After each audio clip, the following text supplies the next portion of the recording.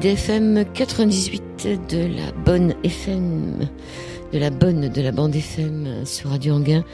La radio, on s'en sent bien avec Johanna Owen, H-A-W-K-E-N. C'est une jeune femme, très jeune femme, presque une jeune fille, toute blonde et toute menue, qui est dans les studios avec moi ce soir. Bonsoir Johanna. Bonsoir. Alors je suis très contente que vous soyez ce soir sur l'antenne d'IDFM. On va parler de philo et de philo pour enfants expliqué aux adultes. C'est un livre qui est paru au temps présent. Le titre est pas de vous, la philo pour enfants expliquée aux adultes. C'était quoi votre titre alors, dites-moi? En réalité, j'avais pensé à un titre un petit peu délirant, mais c'était pour expliquer mon ressenti en tant que praticienne de philosophie avec les enfants. C'est-à-dire que pour moi, faire de la philosophie avec les enfants, c'est un peu être un pirate. C'est-à-dire essayer de travailler à la marge des institutions, essayer de défendre un nouveau code et finalement adopter des stratégies, des stratagèmes pour s'infiltrer dans les écoles, dans les institutions, etc. Donc j'avais l'impression que c'était un peu l'art d'être un philosophe pirate. Alors en septembre 2009, le centre social Nelson Mandela de Romainville en Seine-Saint-Denis créa un atelier de philosophie pour enfants et qu'est-ce qui s'est passé? Il y avait une annonce, comment ça se passait? Oui, en fait, je regardais tout simplement sur Internet comme on fait, hein, je zonais sur Internet et je lisais tout ce que je trouvais sur la philosophie pour enfants et j'ai vu cette annonce recherchant un ou une étudiante en philosophie pour faire un atelier le samedi matin. Et donc, je connaissais pas Romainville, j'ai regardé sur une carte et je me suis rendu compte que c'était juste à côté de Paris. J'habitais à Paris à l'époque et donc je suis allée candidater et j'ai été prise par Karen Kirovski, du coup, qui est ma bonne étoile. Alors, donc au début, c'était juste un atelier le matin et ensuite, vous avez abandonné l'agrégation que vous étiez en train de passer, non, vous l'avez passé après? Non. Vous l'avez toujours pas passé? Non. Au profit d'une thèse de doctorat financée par le ministère de la Recherche sur la philosophie pour enfants et plus précisément sur l'expérience menée à Romainville. Ça fait des petits, je crois, depuis Alors, en fait, la philosophie pour enfants, c'est vrai que ça se développe de façon globale en France avec différents mouvements. C'est vraiment quelque chose qui est en ébullition en ce moment et notamment depuis les 5 dernières années, oui. Donc maintenant vous formez même des gens, je crois. Hein. Oui, depuis 3 ans, on a une formation à la Maison de la Philo sur 6 journées et ensuite des rendez-vous mensuels. C'est pour les acteurs de l'éducation et de la culture du 93 de la Seine-Saint-Denis, parce que vraiment il y a une volonté de transférer les compétences de ce que c'est qu'animer un atelier philo, de rendre les éducateurs, les enseignants et toute personne capable de faire un atelier philo avec des enfants, parce que c'est vraiment quelque chose qui notamment dans ce territoire-là, a énormément de sens pour moi. Ce serait bien dans le 95 aussi. Hein. C'est vrai. Alors vous avez postulé et puis vous avez été accepté. Vous aviez un double défi à relever. D'une part, cet atelier était une création, donc il n'y avait pas grand-chose pour vous baser dessus. On ne savait donc pas si ça marcherait. D'autre part, les enfants de ce quartier ne sont pas toujours faciles. Beaucoup avaient des problèmes scolaires. C'était des enfants en difficulté. Qui est-ce qui a eu l'idée de faire cet atelier philo, vous le savez? Donc là, c'était cette référente du centre social, Karen, dont je parlais. Et ensuite, dans Romainville, ce sont différents acteurs, les enseignants, des directeurs d'école, des collègues de la mairie qui m'ont contacté, en fait, je pense en sentant que ça pouvait répondre à un besoin de la part de ces enfants. Alors l'année suivante, vous avez mis en place une convention industrielle de formation à la recherche, par la recherche, le CIFRE, le CIFRE, par laquelle le ministère de la Recherche finance un doctorat pendant 3 ans pour qu'il expérimente sa thèse. C'était la première fois qu'il s'adressait à la philosophie. Alors je pense que, j'ai pas l'information exacte, mais je sais que seuls 0,2% des conventions CIFRE sont ciblées sur les sciences humaines. Donc on peut imaginer à l'intérieur des sciences humaines le pourcentage des thèses en philosophie dans ce domaine-là. Et alors en philosophie pour enfants, en effet, je pense que c'était la première. D'accord. Alors vous dites que la philosophie pour enfants est devenue un domaine particulier, mais que si vous pouviez nous parler de Matthew Lipman, on dit Matthew. Oui, Matthew Lipman. Alors Matthew Lipman, on dit souvent que c'est le père fondateur de la philosophie pour enfants. Alors, il y a des prémices ailleurs, hein, donc c'est en tout cas une figure majeure qui a vraiment créé une méthode qui maintenant existe dans 72 pays, qui a été vraiment formalisée. C'est une méthode qui s'applique de 5 à 17 ans, donc il y a vraiment une gradualité et un suivi. Alors en fait, cet homme n'était pas quelqu'un qui travaillait avec les enfants au départ. C'est intéressant parce que finalement, lui, il a initié cette démarche parce qu'il était face à ses étudiants. Il était professeur de philosophie à l'université de Columbia et il s'est rendu compte que ses étudiants, alors qu'ils étaient brillants, cultivés, vraiment à même de connaître tous les auteurs philosophes, par contre, avaient du mal à argumenter, à avoir de l'esprit critique, à exprimer leurs pensées. Donc il s'est dit, il y a un problème, il y a une crise ici dans l'éducation, parce que des étudiants brillants à la fin de leur scolarité en fait, connaissent la philosophie, mais ne savent pas philosopher. Ouais, ils savent pas s'exprimer, c'est peut-être ça aussi, non ? S'exprimer et puis avoir un regard critique, exigeant sur le monde, et puis oser porter sa voix, quoi. Il y a vraiment un truc pour moi de l'audace, quoi. Philosopher, c'est d'abord s'autoriser à philosopher, quoi. Et à se dire, moi, je vais dire ma pensée sur le monde, je vais exprimer ma pensée sur le monde. Et ça, c'est un geste qui demande à être stimulé, en fait. Alors, il écrit un livre, vous êtes d'origine anglaise. Alors, on va revenir dessus, hein. Vous parlez très bien français sans accent, mais chez vous, ça parlait anglais. Oui, c'est vrai. Alors, du coup, on revient en arrière, mais ça, c'était entre nous. On revient en arrière, mais ça, c'est l'histoire de la vie. Oui, non, mais c'est vrai que... Alors, en réalité, je suis née en France, hein, simplement... c'est vrai que j'ai eu la langue anglaise dès la naissance dans mon entourage, dans ma famille. Et je me suis souvent dit, c'est vrai que c'est ça qui avait peut-être aiguisé mon envie de philosopher. C'est-à-dire que dès le plus jeune âge, je me confrontais aux mots et au sens des mots.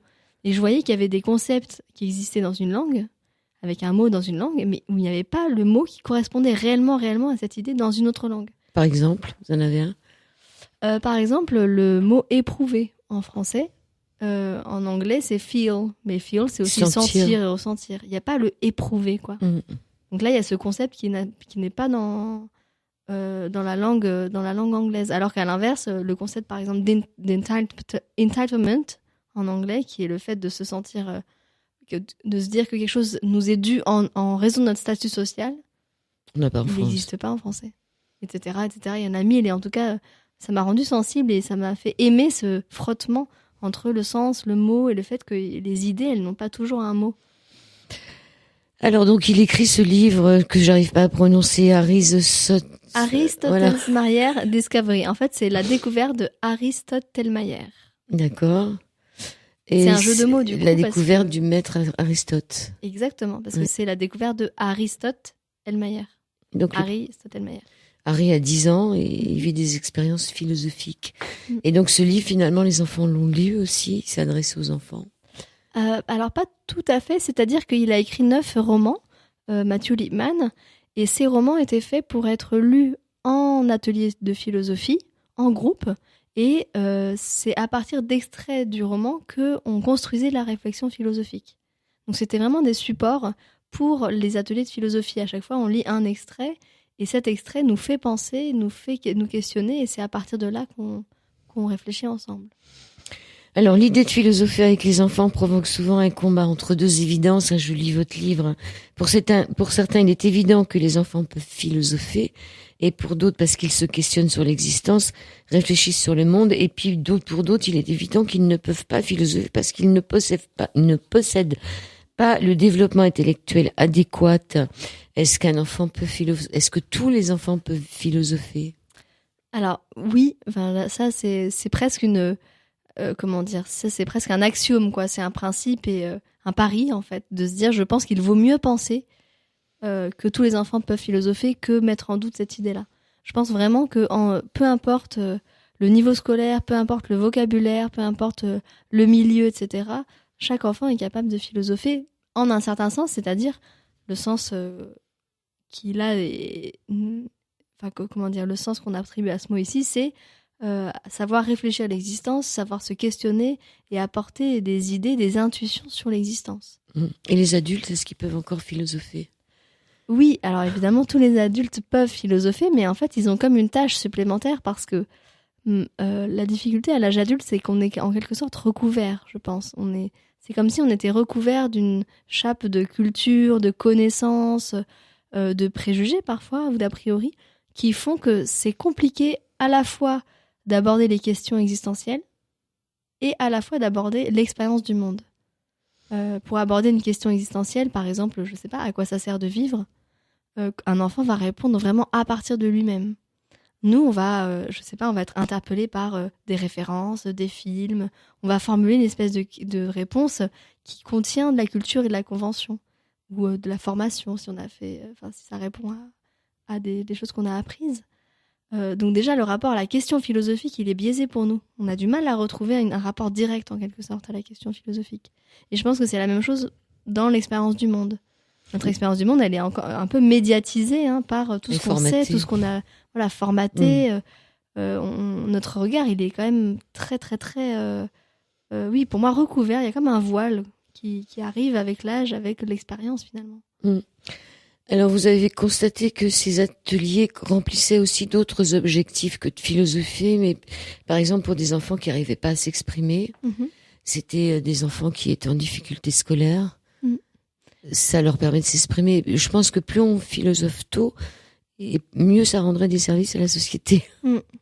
C'est vrai que, en fait, pour certains enfants qui, dans les autres moments de la vie scolaire ou de leur vie habituelle, il y a des enfants pour qui ce n'est plus une évidence qu'ils ont le droit de parler et que leur parole elle a une valeur.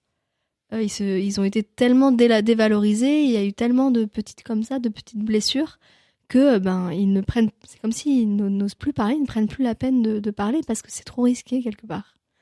Et donc là, pour ces enfants-là, on voit que les ateliers philo, c'est comme une parenthèse, un appel d'air quelque part où on leur dit « Ah mais non, mais si, moi je suis convaincue que tu as une idée à apporter qui peut être intéressante pour nous, une idée qui peut même être belle, qui peut être nouvelle. » Évidemment, ces enfants-là, je joue à fond quand ils disent quelque chose, j'exagère à fond pour montrer à quel point c'est important ce qu'ils apportent et on voit dans leur regard que ça les marque.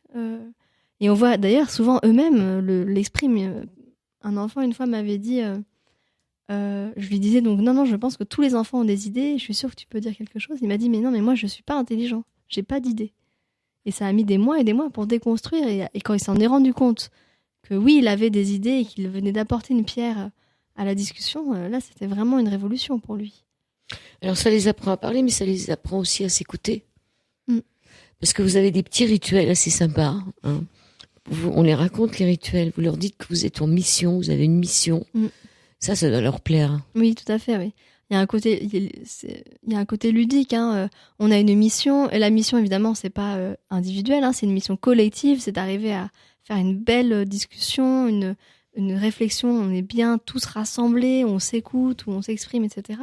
Il y a quelque chose de très solennel, on théâtralise l'atelier de philosophie, on rentre très doucement, on s'installe en cercle, toujours aux mêmes places, on a le bâton de parole, parfois qui passe de main en main. On a notre tapis philo qui est en cercle et qui symbolise l'espace de la parole où tout le monde est égaux, etc. Enfin, il y a vraiment une théâtralisation, une dramatisation quelque part de la parole et du coup ils se sentent très solennels et spontanément par suite ils s'appliquent quelque part, ils prennent soin de leur expression. Donc c'est pas seulement leur apprendre à s'exprimer comme ça dans tous les sens. C'est leur apprendre à écouter les autres aussi. Oui, et l'écoute c'est absolument fondamental parce qu'effectivement si les enfants dans l'atelier de philosophie simplement s'expriment les uns les autres, ce n'est pas de la philosophie. Ce qui fait que ça devient une discussion philosophique, un dialogue philosophique, c'est quand les idées, les paroles, elles circulent, c'est-à-dire quand ils s'écoutent et qu'ils vont rebondir les uns par rapport aux autres, ou ils vont reformuler, ou ils vont compléter ce qui a été dit, etc. Il faut qu'il y ait un lien qui se crée entre eux. Et donc l'écoute, c'est le fondement de tout cela. C'est en écoutant leurs camarades qu'ils vont réagir, ils vont apporter un complément, une nuance, ils vont ne pas être d'accord, donc ils vont avoir l'esprit critique, etc. Donc c'est vraiment par l'écoute qu'ils rentrent en interaction les uns avec les autres et qu'ils parviennent à dialoguer. Alors vous avez installé un rituel et après vous leur posez une question. Je sais pas, la question c'est eux en général qui définissent le thème de la journée. Oui, alors à la première séance et tout au long de l'année, je leur dis que j'ai envie de récolter leurs questions philosophiques, vraiment les choses, les questions auxquelles ils ont envie de s'atteler, les choses qui les tracassent, hein, que c'est comme les problèmes qui les taraudent. Donc je les récolte et ensuite, à partir de ces questions-là, je construis des ateliers où par contre, je rajoute moi des questions qui amènent à cette question, par exemple. Donc, imaginons un enfant a dit, moi je voudrais parler de est-ce qu'on a tous la même liberté ? On va accueillir cette question-là, mais en amont, je vais décider qu'on va d'abord se dire mais qu'est-ce que c'est de la liberté ? On va d'abord définir le terme, puis se demander si on a tous la même liberté. Et puis alors là, vous leur posez la question et vous leur dites 1, 2, 3. 1, 2, 3, pensez. Pensez. Alors, ils ferment les yeux. Hein. Ils ferment les yeux, ils se détendent, ils posent leur dos sur le dossier de la chaise, ils mettent les mains sur la tête pour sentir que leur cerveau chauffe et produit des idées. Ah, sinon ça marche pas. Hein. Ouais. Et ensuite, ils doivent réfléchir pendant, en général, 1 minute, 1 minute et demie. On fait le silence, ou parfois, je fais un son avec un triangle. Et l'idée, ce moment, il est très très simple. Hein. C'est tout petit hein, comme rituel, mais finalement, c'est très symbolique parce que ça montre qu'en philosophie, on essaye de ralentir, on essaye de penser plus doucement et aussi, on prend le temps de trouver une idée et de la développer. Parfois, certains ont une idée tout de suite, ils lèvent la main tout de suite. Et là, je leur dis, prends cette idée-là, puis essaye de la faire grossir, de la développer un petit peu. Ou peut-être que si tu réfléchis encore, tu vas trouver un exemple qui l'illustre ou un argument. Donc il y a vraiment ce principe de philosopher, c'est prendre le temps de penser. Et aussi, donc il y a un objectif philosophique ici, mais il y a aussi un objectif pédagogique qui est de déconstruire le fait qu'à l'école, souvent, c'est les plus rapides qui répondent. Il y a une hiérarchie, en fait, c'est toujours la rapidité qui est primée. C'est le premier qui lève la main, c'est le premier qui répond, etc. Et donc ceux qui ont un esprit qui va peut-être plus lentement, qui a besoin de plus de temps, et c'est pas du tout un défaut en réalité, hein, ceux-là se sentent toujours à la traîne, toujours en retard, et risquent de penser que en soi leur pensée n'a pas de valeur, alors que simplement c'est qu'ils sont dans un autre rythme. La philo pour les enfants expliquée aux adultes avec Johanna Oken, parler de la vie, parler de l'amour, parler de la mort, avec les enfants et les ados. C'est le thème de l'émission de ce soir sur l'antenne d'IDFM, sur le 98 de la bande FM. Et on était donc restés à ce cercle où 1, 2, 3 partaient, avec ces enfants qui ferment les yeux et qui mettent leurs mains sur la tête pour savoir si ça chauffe. Marcel, ça chauffe dans la tête. Et vous disiez, Johanna Oken, que il y a souvent des enfants qui sont plus rapides que les autres. Et pendant la pause, on parlait du fait de laisser finir la phrase des autres, c'est-à-dire de laisser l'autre s'exprimer jusqu'à la fin. C'est vrai que dans la pratique philosophique, on essaye vraiment de transmettre ce principe selon lequel c'est comme si la parole était sacrée quelque part. C'est une façon, je parlais de rituel, de théâtralisation. Je pense qu'il y a quelque chose de l'ordre du sacré, c'est-à-dire couper la parole, en fait, c'est pas couper la parole. Quand on est en train de parler, notamment en philosophie, on exprime une pensée, une idée qui a un début, un milieu, une fin. Donc quand on coupe la parole, on coupe la pensée, on coupe l'idée. Donc ça veut dire que si on réagit et qu'on a eu qu'un quart de l'idée, d'une part on dévalorise l'idée d'autrui, mais en plus on se dévalorise soi-même parce qu'en fait on réagit à quelque chose qu'on ne connaît pas. Donc vraiment on fausse à ce moment-là le contrat de communication. Le contrat de communication, c'est quelqu'un exprime une chose en son entier, et à partir de là, on peut réagir en son entier. Enfin, il y a vraiment quelque chose de... L'objectif, c'est comment être authentique, quelque part, dans la parole. Et l'authenticité, à mon avis, du dialogue, elle peut venir par le fait de laisser la parole, laisser la pensée se déployer jusqu'au bout, même dans toutes ses imperfections. Parfois, on coupe la parole parce que la personne hésite ou parce cherche qu'elle bégaye, on chose. finit ses phrases. Voilà. On cherche les mots à sa place. Exactement. Ça peut être une preuve d'écoute, mais ça peut être aussi une preuve de... ça peut être vu, notamment par les enfants qui apprennent à parler, hein, quelque part, comme une prise de pression, une mise en pression de l'idée.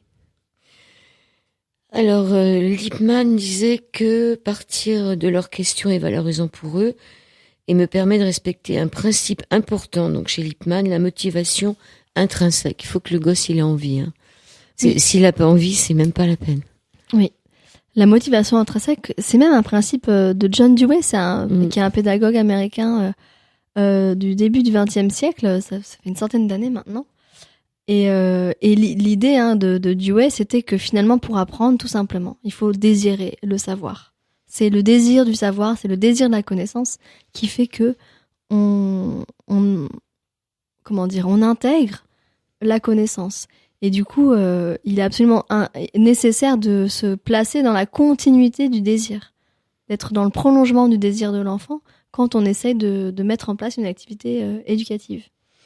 Mais c'est pas toujours le cas dans les écoles. On leur impose plutôt un savoir ça dépend du prof, hein. Ça dépend comment le prof fait le cours aussi, je pense. Oui, et puis on peut éveiller le désir. Enfin, l'idée, c'est pas non plus de rester totalement enfermé dans le monde de l'enfant. On est tous d'accord qu'il est important d'amener les enfants aussi vers d'autres choses.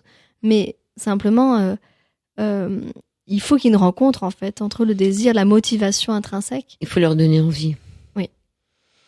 Alors, est-ce que vous vous souvenez du premier thème que vous avez abordé dans votre premier atelier ? Oui, alors du coup, c'était l'homme et l'animal. L'homme et l'animal. Ouais. Rien de plus. Pour le thème, c'était ça au départ. Ensuite, au niveau des questions, on s'était demandé qu'est-ce qu'était un humain. C'est toujours la question fondamentale. Et puis, quelle était la différence entre l'humain et l'animal. Et là, en fait, quand on pose cette question-là, c'est drôle parce qu'on arrive toujours finalement à un raisonnement par l'absurde. Et on reproduit en fait ce qu'essayait de faire Aristote. Parce que les enfants vont dire un humain, c'est quelqu'un qui a 2 bras, 2 jambes, une tête. Oui, mais l'animal aussi. Voilà, exactement. Des fois, il en a, enfin, la plupart. Exactement. Et puis, si quelqu'un perd une jambe, est-ce qu'il arrête d'être un humain ? Non. Ou s'ils disent un animal, c'est quelqu'un qui a des plumes. Ah bon, mais si moi je me recouvre de plumes, je suis un animal ? Enfin voilà, etc. Et du coup, on met du temps à trouver la caractéristique, le critère absolu, l'essence de l'humanité. Et dans cet atelier, ils étaient arrivés finalement non pas donc à des descriptions physiques où on voit que c'est un peu précaire. Finalement, c'est pas ça qui nous définit, mais plutôt à des choses comme on cuisine, on s'organise dans notre façon de vivre, on vit dans des maisons avec des pièces séparées, on fait des choses inutiles. On dessine. Voilà, par exemple, on dessine ou on fait de la musique, ou on prend des bâtons et on joue avec. On joue, par exemple, ça c'était important. Et puis c'était signifiant pour les enfants de dire peut-être qu'un humain, il joue. Alors vous me direz peut-être que les animaux, ils jouent aussi. Mais les chats, oui, ils jouent, mais pas autant que nous. Alors ça, c'est le premier thème. Ça dure combien de temps un atelier ? 45 minutes ? Demi-heure ? Alors, oui, en moyenne, ça dépend surtout de l'âge. Entre 4 et 7 ans, c'est plutôt 20, 25 minutes, 30 minutes maximum. Oui, parce qu'ils se lassent vite, je pense. Ils se lassent, et puis même, c'est juste la capacité cognitive de se concentrer. Entre 7 et 11 ans, c'est 45 minutes, 1 heure, et puis au-delà, ça peut être 1 heure, 1h15. Ça dépend, mais c'est vrai que on va prendre son temps, comme je disais. Donc, on va pas essayer d'avoir un programme absolument fixe. Et si on est dans la question et si on sent justement la motivation intrinsèque des enfants, on va continuer. Alors, comment ça se passe pour ceux qui pourraient dire à l'autre, se moquer ou dire t'es pas fou, voilà, c'est-à-dire les réponses qui peuvent être choquantes vis-à-vis de ce qu'un enfant vient de dire. Alors, effectivement, on essaie absolument de mettre en place une atmosphère de bienveillance et de respect. En réalité, on signe au début des ateliers un protocole de soins philosophiques. Alors ça, c'est un contrat. Chaque enfant a son contrat, c'est le protocole de soins philosophiques où est écrit « Je promets de prendre soin des idées des autres, d'écouter les autres, de ne pas me moquer, de ne pas dire de gros mots et d'insultes. » Je leur donne le papier, ils réfléchissent pendant 1 semaine et ensuite ils le signent et on intègre l'atelier. Ça peut arriver qu'ils le refusent, dans ce cas-là je lui dis « Ok, il n'y a pas de souci, du coup tu te mets pour l'instant dans l'atelier, mais à un moment il faudra le signer. » Et donc ce contrat, c'est très très rare qu'ils refusent de le signer, c'est un rappel constant. Et c'est pas un rappel oppressif, si un enfant se moque, ce sont des enfants, hein, donc je leur dis, attention, rappelez-vous, hein, c'est important qu'on prenne soin les uns des autres. Et c'est juste un principe, et puis là aussi, c'est quelque chose de symbolique, de très théâtralisé, hein, d'avoir, ils aiment bien signer le protocole de soins, et c'est vrai que c'est pas, comment dire, de nos jours, on a un peu dévalorisé les idées de bienveillance, parce qu'on en met un peu partout à toutes les sauces, et je pense que vraiment, c'est quelque chose qui a un sens philosophique profond, parce que quand on prend soin des idées des autres, on peut penser avec énormément de délicatesse, énormément de précaution, de finesse. C'est ça, philosopher, quoi. C'est vraiment penser avec soin. Alors, les questions c'est faux ou c'est vrai, c'est pareil, ça va se poser au niveau des religions, parce qu'à un moment où il y a un atelier sur les religions, ils sont pas tous de la même religion. Donc ça, c'est intéressant qu'ils aient signé ce protocole avant, finalement, qu'ils s'écoutent. On prend l'exemple à la page 21 de l'amour. Le concept que nous allons décortiquer aujourd'hui, c'est l'amour. Vous avez choisi ce thème. Maintenant, 1, 2, 3, pensez, cherchez les questions philosophiques que vous pouvez vous poser sur le concept d'amour. Et puis voilà, l'enfant numéro 1, vous pouvez lire un peu quelles sont les réponses des enfants. Je trouve ça génial. Les questions, oui, les questions qui se posent. Questions, oui. Oui, j'adore faire ça, effectivement, partir de juste du concept, et puis c'est leurs questions, encore une fois, hein, c'est ça. C'est là où ils vont après avoir le désir de philosopher, parce que ce seront leurs questions. Alors, la toute première, c'est à quoi sert l'amour ? Mais on voit, hein, à quel point ils sont justes. Par exemple, l'enfant 9 qui dit « Est-ce que l'amour est rigolo ou triste ?» Ça, je trouve ça assez juste. Et puis, l'enfant 10, « Est-ce qu'il y a quelqu'un qui aime l'amour ?» Ça, je trouve ça... Ouais. Moi, ça m'a appris quelque chose. Je me suis dit, en fait, c'est ça, en fait. Enfin, aimer quelqu'un, c'est aimer l'amour qu'on a pour... Enfin, vous voyez, qu'on a pour quelqu'un. Est-ce que l'amour, ça donne du bonheur ? Et où mène l'amour ? Est-ce que l'amour va un jour régner sur le monde ? Ouais, celle-là, elle est belle. Elle est belle. Et on a envie de lui donner les clés de l'univers à cet enfant. Alors, quelques parents peuvent venir, on est d'accord, parce que les parents, il faut qu'ils soient d'accord aussi. Ils savent que leurs enfants vont faire des ateliers philo. Et là, vous avez la réaction des parents qui est assez sympa. Alors, il y a les parents qui ont fait des études et ceux qui l'ont pas fait, qui n'en ont pas fait. Racontez-nous, parce que c'est drôle quand même. Alors, c'est vrai qu'il y a plusieurs réactions. Globalement, les parents sont tout à fait contents qu'il y ait ces pratiques. Ils trouvent ça assez valorisant et ils ont l'impression que c'est une vraie chance. Alors, il y a effectivement des parents qui ont déjà fait un peu de philosophie au lycée ou à l'université.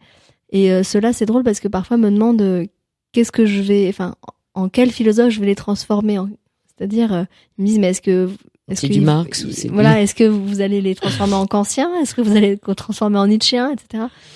Et donc là, je leur explique que le but, c'est pas du tout de les formater, justement, selon une philosophie, mais leur apprendre à philosopher et donc à avoir à penser par eux-mêmes, à avoir une pensée sur le monde de façon autonome.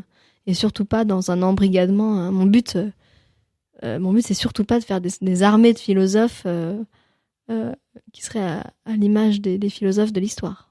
Alors, les parents qui n'ont pas fait de philo, ils s'inquiètent un peu de savoir s'ils vont être à la hauteur par rapport à leurs enfants. Puis les autres, ils vous disent leurs notes de philo.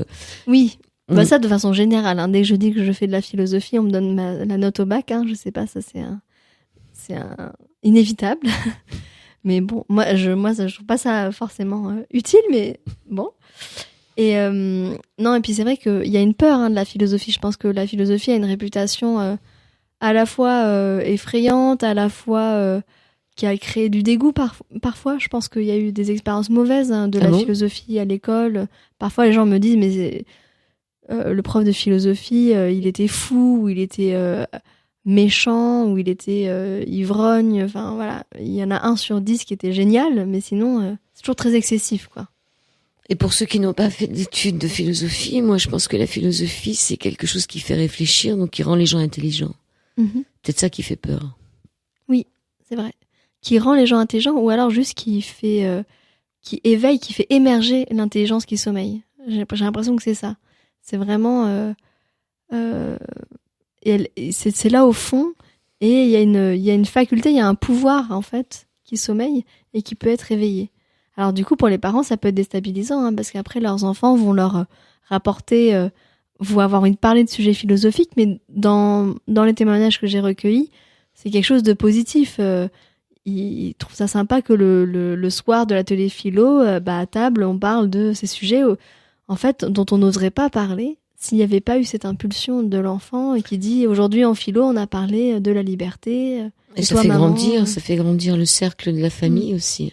J'espère. Alors je suis pas chez eux pour espionner, mais j'espère que ça. Ça peut faire grandir des parents qui n'ont pas fait de philo aussi. Mm-hmm. Et ça peut être intéressant. Alors, donc, votre objectif n'est pas précisément de les endoctriner, mais de les aider à développer leur faculté de penser par eux-mêmes. Il faut écouter l'autre même s'il dérange. C'est important, ça aussi, dans votre livre. Oui, le but ultime, ce serait que dans l'atelier philosophique, les différences puissent s'exprimer sans complexe et sans peur de conflit. C'est vraiment ça qu'on vise. Donc c'est surtout pas gommer les différences ou les cacher ou les censurer. Et donc, c'est vrai qu'il y a des moments où il va y avoir la divergence, il va y avoir des oppositions vives, parce que les enfants ont des convictions philosophiques, on s'en rend compte très très très fortes. Par exemple, si on se demande si l'humain est bon ou mauvais, il y a toujours d'un côté ceux qui sont convaincus, mais coûte que les humains sont naturellement bons, que tout le monde est gentil au départ, et que c'est simplement après qu'on devient méchant, etc. Et d'autres qui disent non, au départ on est violent. Et donc on a vraiment d'un côté les Hobbesiens, ceux qui pensent qu'au départ on est mauvais et violent, et les rousseauistes. Et là, quand on se confronte, ce qui est intéressant, c'est de se dire, ça c'est riche en fait. Ce moment-là où on se dit, on se rend compte déjà de ses idées, et en plus on se rend compte des idées des autres, et par suite on se rend compte de la pluralité des idées. Parce que là, on peut leur dire, vous voyez, ce débat-là dans l'histoire, on l'a depuis toujours. C'est un débat qu'on a depuis toujours, et là, vous êtes en train de le vivre entre vous. Vous leur avez posé la question, quelles sont les preuves de son existence, qu'est-ce que c'est que la vie? Alors ça, je trouvais ça génial. Vous leur demandez qu'est-ce qui vous prouve que vous êtes vivant, c'est ça. Mm-hmm. C'est à la page 32, il y en a un qui dit, on a une ombre, donc on existe. Oui. Ça doit quand même bien vous amuser, non? Ah oui, non, mais c'est un plaisir, c'est une chance absolue de faire ça comme métier, c'est certain. Parce que justement, ils ont c'est extrêmement surprenant. Ça rejoint ce que j'ai dit tout à l'heure sur le fait qu'en tant qu'adulte, on est plus très frais quelque part dans notre pensée. Et là, un enfant qui dit la preuve de l'existence, c'est l'ombre.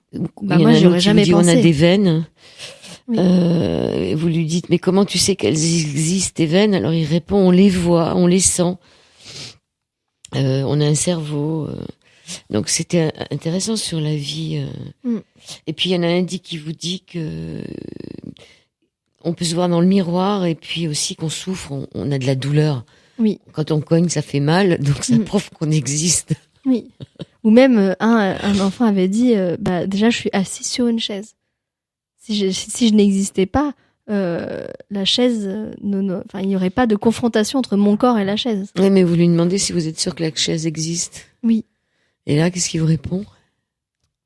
Je sais plus ce que je réponds à ce moment-là, honnêtement. Non, mais c'est vraiment... il y en a un qui vous dit oui et non, on existe à moitié. Oui. Oui, ça c'est génial aussi. D'ailleurs, il y a eu un atelier qui m'avait marqué, c'était avec des enfants de 5 ans. On se demandait si les amis imaginaires existaient. Et en fait, ils ont vraiment ils ont démontré que exister dans l'imagination, c'est une façon d'exister, qui n'est pas l'existence réelle à laquelle on pense spontanément, mais qui est un vrai mode d'existence. Et du coup, pour eux, les amis imaginaires existent d'une certaine façon dans notre esprit, de même que les personnages fictifs existent d'une certaine façon, etc. Et du coup, exister, ce serait pas être dans la réalité, ce serait avoir un impact sur la réalité, dans ce sens. On va laisser réfléchir nos auditeurs. 1, 2, 3. 1, 2, 3, pensez. Pensez. Alors, c'est la rêverie numéro 7 de Schumann, scène d'enfant. On a tous pensé un peu à philosopher sur la question de la mort, qui était juste avant la pause musicale, avant la 3e partie de cette émission sur l'antenne d'IDFM, où nous poursuivons notre philo pour enfants expliqué aux adultes avec Johanna Hocken, qui est professeure de philosophie, mais aussi maître de conférence, je crois, à Amiens. Je suis chargée d'enseignement à l'Université d'Amiens et j'ai eu la qualification de maître de conférence. Donc, c'est deux choses différentes. Mais c'est une bonne chose. Alors là, on parle de Wittgenstein, qui disait que un bon penseur est celui qui exerce sa propre puissance de pensée et qui est sensible à la pensée des autres. C'est pas évident d'être sensible à la pensée des autres tout en exerçant sa propre pensée. Oui, c'est vrai que c'est un peu un jeu d'équilibriste au fond, parce qu'il s'agit à la fois de s'ouvrir à l'autre et à la fois de ne pas être totalement sous l'influence de l'autre. Donc c'est vrai que c'est un peu être funambule, de parvenir à construire son univers philosophique de façon individuelle avec notre identité, et aussi de ne pas s'enfermer dans ce monde-là et être capable de se décentrer, de se déplacer hors de soi. Il y a vraiment cet enjeu en philosophie qui consiste à parvenir à sortir de soi, essayer de sortir de soi. Est-ce que l'enjeu, c'est pas aussi de faire changer l'autre d'avis, c'est-à-dire d'arriver à ce qu'il pense la même chose que soi? Alors c'est un biais, naturel, j'ai envie de dire, c'est une tendance qu'on a peut-être tous, mais en tout cas, la chose dont il faut être conscient, c'est que quand on le fait en philosophie, on ne peut pas essayer de convaincre l'autre au nom du fait qu'on a la vérité. Oui. Oui. Si on parle de philosophie, évidemment, si on est en train de faire un débat sur la science ou sur l'histoire, là c'est autre chose. Mais sur une question existentielle, on ne peut pas revendiquer le fait qu'on a la suprématie, la vérité absolue. C'est impossible en philosophie. Mais on propose une interprétation, on propose un sens, et ce sens-là, il peut emporter de l'adhésion. Oui, on aimerait bien que l'autre pense comme nous, finalement. On aimerait bien, quelque part, ne pas penser tout seul. Alors, il est très important pour la tolérance aussi. Vous avez un chapitre sur la tolérance, qui est la non-intervention, comme le rappelle Suzanne Mandus. Dans le dictionnaire d'éthique et de philosophie morale, on peut dire que la tolérance consiste à s'abstenir d'intervenir dans l'action ou l'opinion d'autrui, quoi qu'on ait le pouvoir de le faire, et bien que l'on désapprouve ou que l'on n'apprécie pas l'action ou l'opinion en question. Oui, alors évidemment, je suis pour la tolérance, mais en réalité, dans ce chapitre-là, j'ai essayé de montrer au contraire que c'est pas un modèle de tolérance qu'on applique dans l'atelier de philosophie, parce que le modèle de tolérance, c'est laisser l'autre exister. On l'accepte et on n'intervient pas. Alors que dans l'atelier de philo, on essaie vraiment de se confronter à la différence, c'est-à-dire que, par exemple, on va intervenir sur ce qu'il dit. Si quelqu'un propose une idée et qu'on n'est pas d'accord, on va dire « mais tu dis ça, mais pourquoi tu utilises ce mot-là? Est-ce que tu peux donner un argument ?» etc. Donc on se permet quand même, là, de s'approcher de l'autre. Et donc c'est pas ce modèle de la tolérance où chacun reste dans son coin quelque part, pour le dire simplement. On essaye donc, non pas de se tolérer, mais de se découvrir, en fait. Et pas, donc se découvrir, pas pour s'accepter aveuglément, on est tous différents. Mais en tout cas, je pense que ce modèle où on reste éloignés les uns des autres pour que ça fonctionne, c'est pas vraiment un modèle de dialogue sociétal. Je pense pas que ce soit une solution. Alors ça, c'est un avis personnel, mais qui soit riche et fécond. Alors, les réactions partiales des enfants n'interviennent-elles que pour les sujets liés aux croyances religieuses? C'est peut-être les sujets où le racisme et tout. Vous avez tout un sujet sur le racisme, sur des questions qui sont quand même un peu dures, quoi. C'est-à-dire comment leur faire découvrir une autre façon de voir les choses. Alors, par rapport aux croyances religieuses, je trouve que c'est intéressant en réalité qu'ils découvrent les différentes religions, qu'ils découvrent que ils ont peut-être des valeurs religieuses différentes, etc. Et que c'est pas grave. Pour moi, il y a vraiment je trouve ça beau, en fait, j'avoue, ce moment où on en parle et c'est pas grave, en fait. C'est pas un problème. C'est là, c'est dévoilé. Et on en parle librement. Donc, dans le livre, il y a des passages où il parle de l'âme. Certains croient en l'âme, certains d'autres n'y croient pas. Oui, sur le chapitre sur la mort. Oui. Ou sur la mort. Je pense que c'est plus les adultes que les enfants, en fait, qui ont peur de parler de religion. Oui, il y a des choses très très drôles. Il y en a un qui dit, je crois que c'est à la page 59. Est-ce que ça fait peur la mort? Il répond non, parce que quand on est mort, ça peut faire peur à des gens et pas à d'autres. Il y en a qui sont courageux et d'autres non. Ça voudrait dire qu'on peut revenir alors. Ça fait peur à des gens et pas à d'autres. C'est une question à double sens. Est-ce que ça fait peur à ceux qui restent ou à ceux qui sont morts? Voilà. Oui. Enfin là, le présupposé, hein, si c'était une enfant qui disait que certains ne vont pas avoir peur parce qu'ils seront courageux quand ils seront morts. Mais son présupposé, c'est que la personne est encore vivante quand elle est morte. Si elle est courageuse, elle est encore vivante. Sinon, on peut pas être courageux. Et ils parlent de l'âme, ils utilisent le mot âme. Oui. Et en effet, ça c'est une trace, hein, sûrement d'une éducation religieuse. Mais c'est pas grave parce qu'ils la définissent. C'est un concept quand même historique, l'âme, qui traverse l'humanité. Donc on peut pas non plus nier son existence. Et certains, par contre, très librement disent ah mais moi j'y crois pas. Pour moi, l'âme c'est le cerveau, ou c'est l'esprit.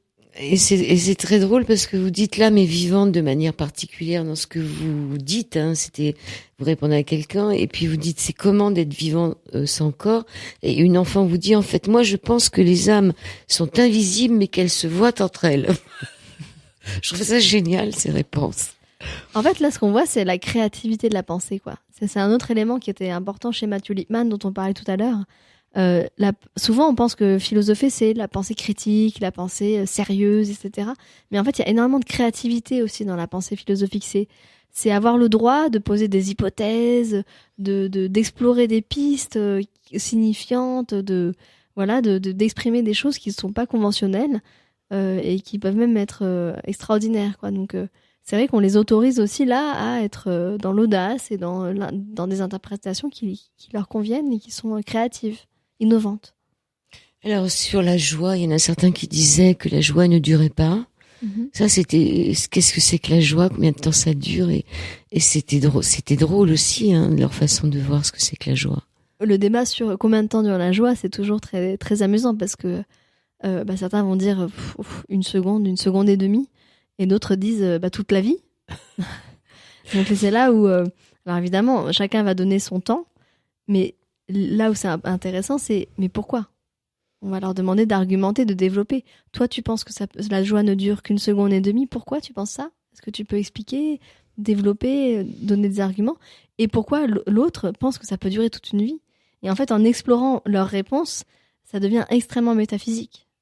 Oui, il y en a un qui dit qu'il a eu un nouveau vélo, que sa joie a duré 10 minutes, et l'autre, il dit que non, moi j'en ai eu un il y a 4 ans et je suis toujours content, je suis toujours dans la joie. Mais oui, c'est amusant. Qu'est-ce que c'est que la joie? Vous pouvez nous le dire, vous, Johanna Hauken? Waouh. La joie, qu'est-ce que c'est? Je dirais que la joie, c'est un moment où notre façon d'être au monde, elle est enveloppante. C'est-à-dire, c'est certain, on y est dedans, quoi. Et du coup, ça nous fait un éclat de lumière. Je dirais ça honnêtement. C'est doux, quoi. Voilà. Nous et le monde, ensemble collés, ça, c'est doux. C'est une belle définition. Alors donc, on parlait tout à l'heure qu'il est vrai cependant que pour certains sujets, vous avez du mal à être objectif, comme le racisme, l'égalité filles-garçons, la richesse, la violence. Il y a une volonté éducative qui peut prendre le dessus sur la volonté philosophique. Ça doit être un peu difficile quand même dans ces sujets-là. Ça peut être difficile quand on parle de ces sujets hein, comme le racisme, la violence, l'homophobie, l'égalité filles-garçons. Mais en général, ce qu'on fait dans l'atelier de philosophie, c'est que quand une parole comme ça peut sembler immorale, c'est une parole qui prône le racisme ou la violence, etc., on demande aux autres enfants ce qu'ils en pensent. Et vraiment, ça m'est presque jamais arrivé qu'il n'y ait pas d'enfants qui s'opposent eux-mêmes à ce que disaient leurs camarades.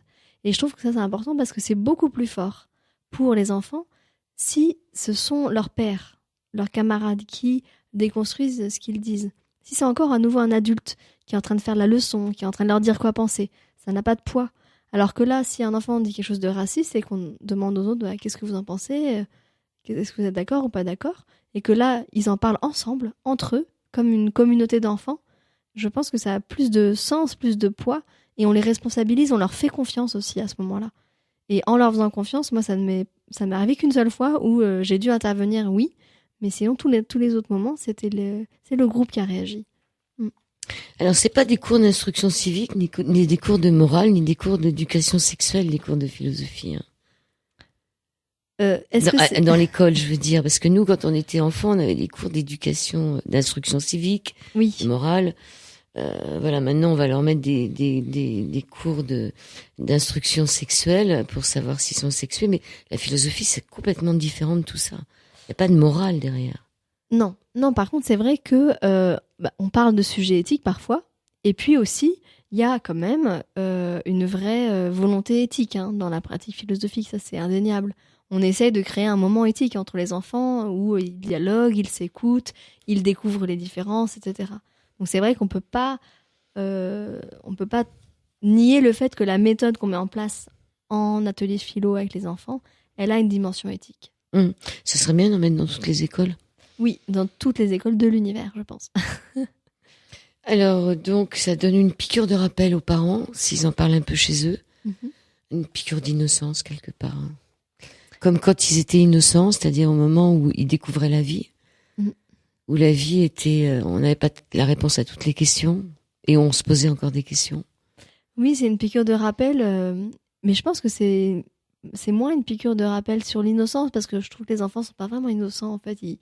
Ils reçoivent de plein fouet énormément de choses existentielles. Par contre, c'est une piqûre de rappel justement sur l'essentiel. Je trouve que c'est ça qui est intéressant, c'est que quand on philosophe avec les enfants, on se rend compte, ça nous rappelle à l'essentiel, quoi. Ce que c'est le vivre, ce que c'est être libre, ce que c'est aimer, ce que c'est l'autre, etc. Et je me dis, c'est intéressant pour nous les adultes parfois de se replonger là-dedans et de pas être dans le tourbillon de la vie inessentielle, des tracas, des soucis, de l'organisation, etc. Et ce gamin qui dit sur la curiosité, alors ça c'est vraiment génial. Pour moi, la curiosité, c'est quand on a envie de savoir, mais après, à la fin, quand on le sait, c'est nul, ça s'éteint.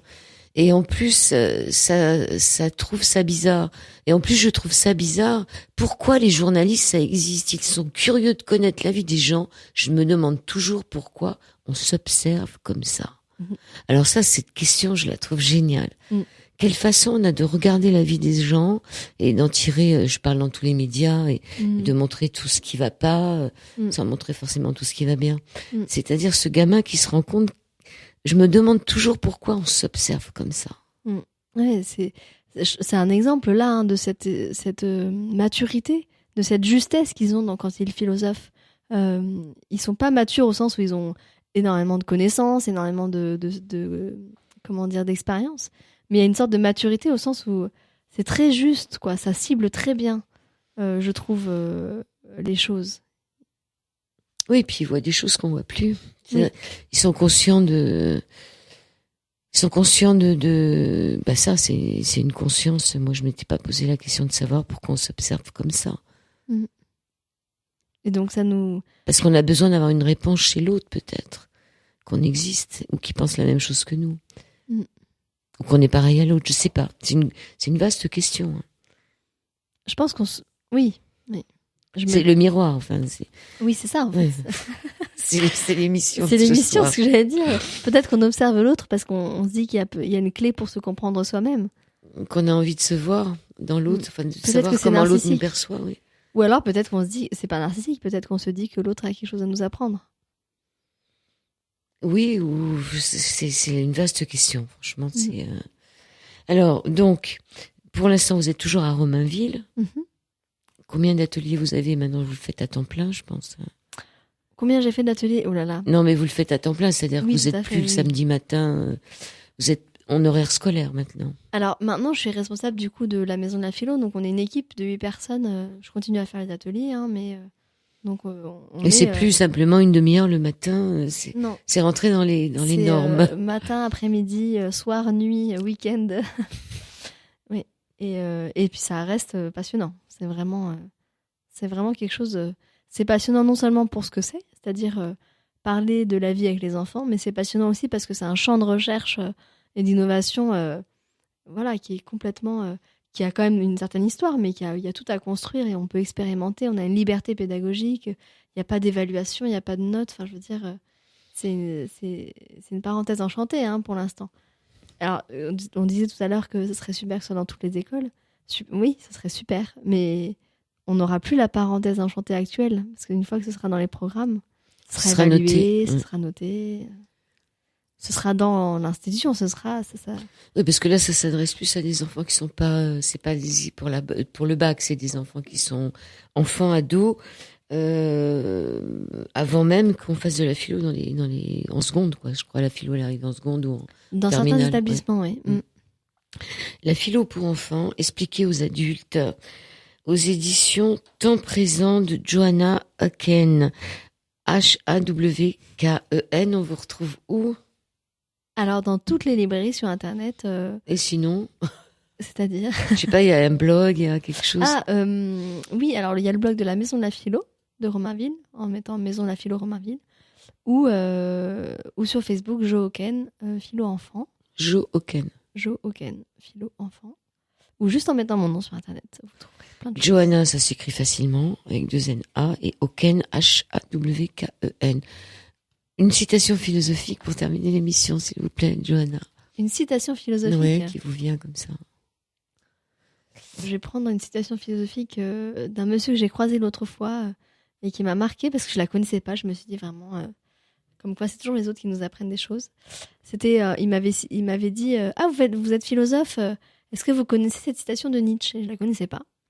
Et c'était, si je me souviens bien, il faut naître du chaos pour marcher vers les étoiles. Quelque chose comme ça. Eh ben, naissons du chaos et allons vers les étoiles ce soir sur l'antenne d'IDFM avec Johanna Hawken, la philo pour les enfants expliquée aux adultes, et marchons vers le chaos pour aller vers les étoiles. Merci Johanna. Merci à vous. Merci.